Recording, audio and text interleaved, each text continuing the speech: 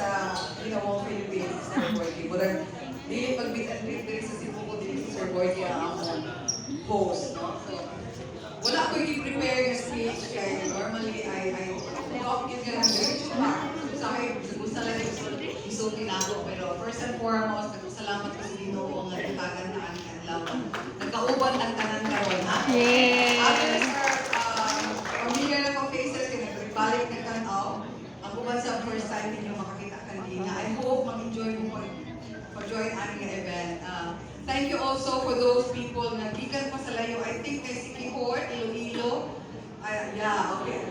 Iloilo, Toledo. So, daghang salamat po ang mga upunganos. No? Salamat yun ninyo. First time hindi na din na mag-help o meet and greet.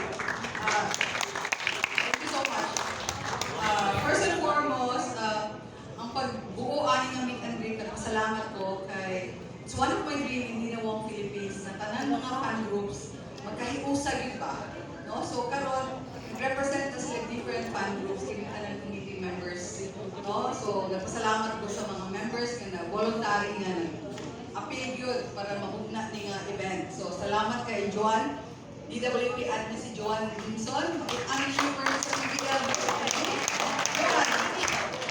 So, si committee chairman, si communications, si Anne, si Alem, si Melinda, DWP admin sila, o si Marilu and who else? Melinda, no? Marilu?